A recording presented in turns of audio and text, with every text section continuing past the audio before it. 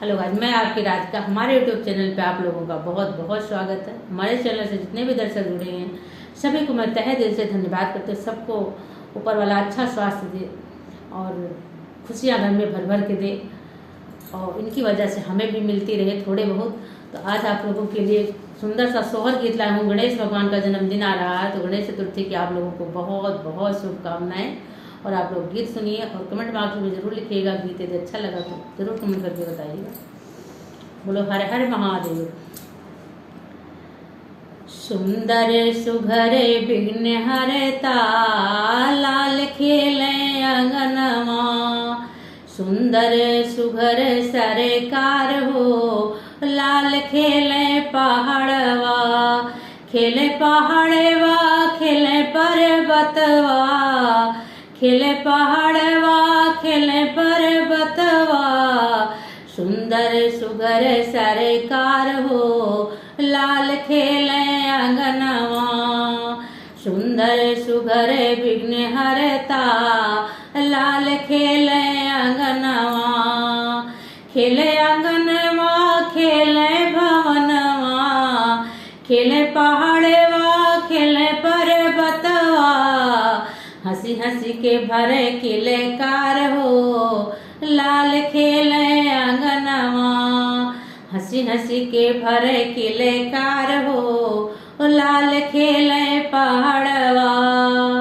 सुंदर सुघर सरकार हो लाल खेले पहाड़वा, छोटे छोटे हाथ पांव पेट है भारी, छोटे छोटे हाथ पांव पेट है भारी, हंसी हंसी के भरे किले कार हो लाल खेले अंगनवा, हंसी हंसी के भरे किले कार हो लाल खेले अंगनवा, बड़े बड़े कान है सूंडे है लंबा, बड़े बड़े कान है सूंडे है लंबा, मैया खिलावे पूछे कार हो, मैया खिलावे पूछे कार हो लाल खेले अंगनवा, मैया खिलावे पूछे कार हो लाल खेले अंगनवा, सुंदर सुघर सरकार हो लाल खेले पहाड़वा, लाल खेले पहाड़वा खेले पर्वतवा,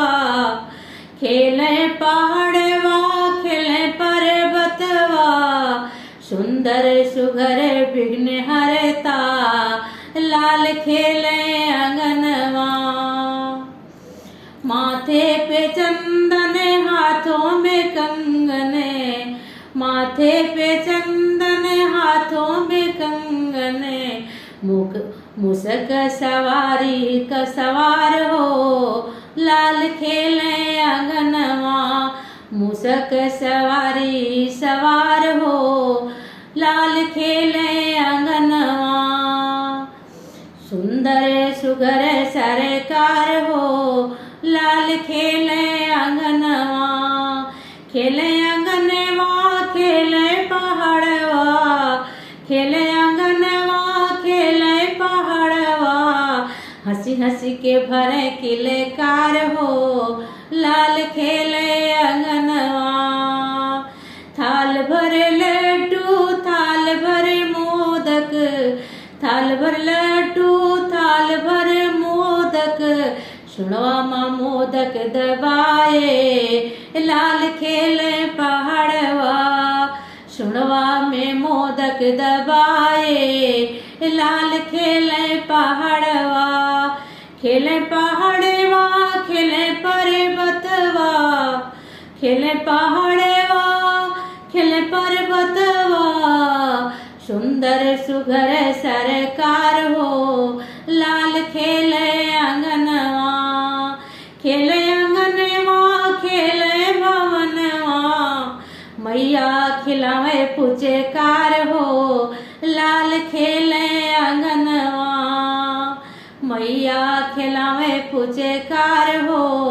लाल खेले अंगनवा। तो गणेश चतुर्थी का गीत आप लोगों को कैसा लगा आप लोग जरूर कमेंट बॉक्स में बताइएगा।